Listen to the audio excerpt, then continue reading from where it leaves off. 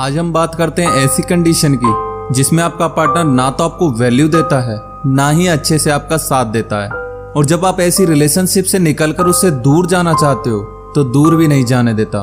कभी कभी कुछ रिलेशनशिप में होता क्या है, ना तो वो इंसान हमारी वैल्यू करता है, ना ही हमें वक्त देता है और ना ही हम उसकी प्रायोरिटी हैं। यानी इमोशंस वाली, फीलिंग्स वाली तो कोई बात ही नहीं है रिश्ते में, और हम उसके लिए बस एक शो पीस की तरह बनकर रह जाते हैं, और वो भी ओनली टाइम पास के लिए बस।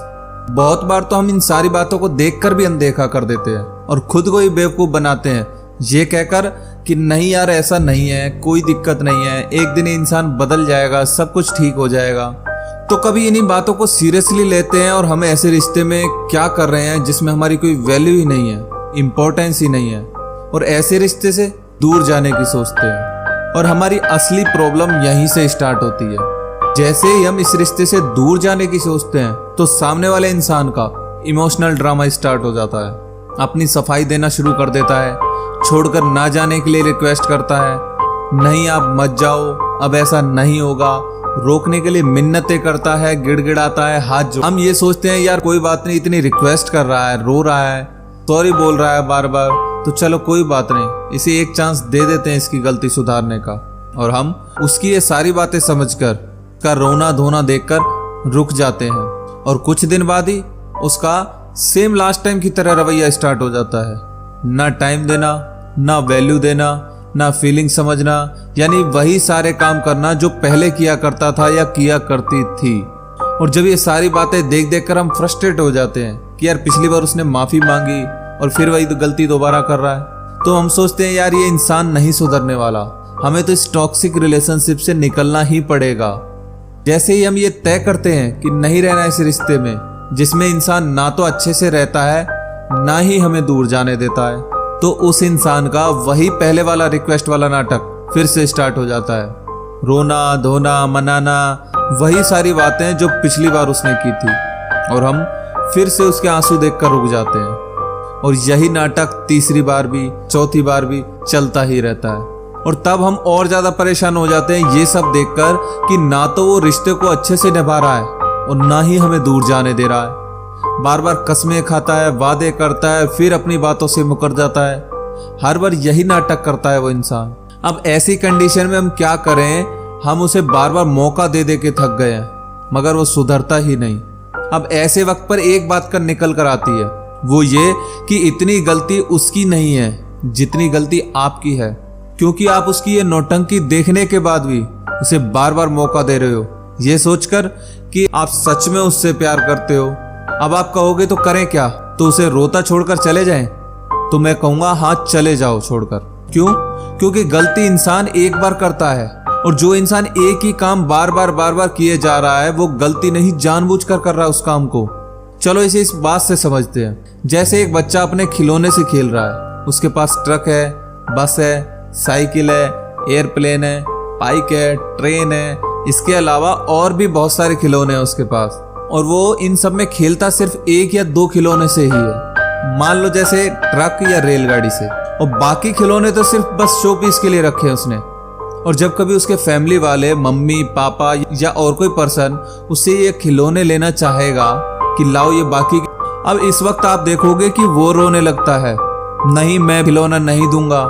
चाहे वो उससे खेलता नहीं है फिर भी रोएगा, जिद करेगा। क्यों? क्योंकि उसको एक डर है, कहीं ये खिलौना मुझसे छिन ना जाए, मुझसे दूर ना हो जाए, मैं उन्हें वैल्यू दूं या ना दूं, उनसे खेलूं या ना खेलूं, ये मेरी इच्छा है, मैं खुद से दूर जाने दूं या ना दूं इन खिलौनों को। यहाँ एक बात समझना आप, उसकी ये जिद है उन खिलौनों के लिए, ना कि उन खिलौनों के लिए प्यार या अटैचमेंट। अब आप कहोगे कि हम उसके लिए खिलौना है, तो मैं कहूंगा हाँ आप उसके लिए खिलौना हो। क्यों? क्योंकि उसकी लाइफ तो अच्छे से चल रही है, मजे से चल रही है, आप तो बस एक एक्स्ट्रा स्टफनी की तरह हो।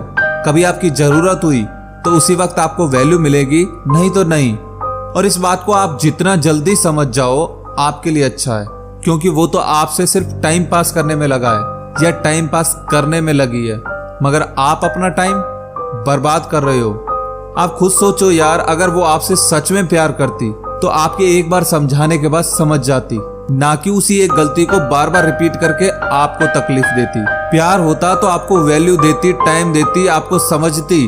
ठीक उसी बच्चे की तरह आपको अपने पास रखना उसकी एक इच्छा है बस, आपसे प्यार या अटैचमेंट नहीं है। चलो वापस अपने टाइटल पर आते हैं। ना तो वो अच्छे से साथ रहता है और ना ही दूर जाने देता है। ऐसी रिलेशनशिप हमें दो बात सिखाती है। फर्स्ट, हम सफर खूबसूरत हो या ना हो मगर कद्र करने वाला होना चाहिए। सेकंड बात सिखाती है, गलत वो नहीं जो आपको धोखा देते हैं, गलत आप हैं जो उनकी हरकतें देखने और समझने के बाद भी उन्हें बार बार मौका देते हैं। आप इस बात को जितना जल्दी समझ जाओगे उतना आपके लिए अच्छा रहेगा, क्योंकि उसके आंसुओं की वजह से आप कब तक बार बार उसको मौका देते रहोगे। उसे एक बार, दो बार, तीन बार बस बहुत होता है यार इतने मौके देना। अब वो रोती है तो रोने दो उसे, अपनी गलती की वजह से रो रही है वो, ना कि आपकी किसी गलती की वजह से। जब उसे समझ ही नहीं आ रहा आप उसके लिए इंपॉर्टेंट हो या नहीं, आपका साथ चाहिए भी या नहीं, उसके मन में डर ही नहीं आपको खो देने का, तो क्यों रहना आपको ऐसी रिलेशनशिप में। एक बात कहूं, अगर उसे सच में आपसे प्यार होता ना तो आपको उसे बार बार उसकी गलती सुधारने का मौका देने की नौबत ही नहीं आती। और इतना सब कुछ होने के बाद भी आपको वैल्यू नहीं दे रही है तो कब तक उसकी खुशी के लिए करते रहोगे ये सब। तुमने ही थोड़ा ठेका ले लिया उसकी खुशियों का। या इतना होने के बाद भी क्या तुम्हारी खुद की खुशियां कोई मायने नहीं रखती तुम्हारे लिए, या तुम्हारे पास ही बहुत ज्यादा वक्त है उसकी इस नौटंकी पर बर्बाद करने के लिए। रोती है तो रोने दो, छोड़ दो ऐसे रिश्ते को और खुद पर और अपने करियर पर ध्यान दो। बस अंत में बस यही कहना चाहूंगा, इस दुनिया में बदलाव तय है, बस थोड़े सब्र की जरूरत है। आज उसका दिल बदला है तो कल आपका भी दिन बदलेगा। उम्मीद करता हूं आपको यह मेरा वीडियो जरूर पसंद आया होगा। अगर मेरा वीडियो पसंद आया हो तो मेरे वीडियो को लाइक शेयर करें और हमारे चैनल को सब्सक्राइब करें। मिलते हैं फिर से नए वीडियो के साथ, तब तक के लिए जय हिंद। छोटी सी कोशिश, बदलाव।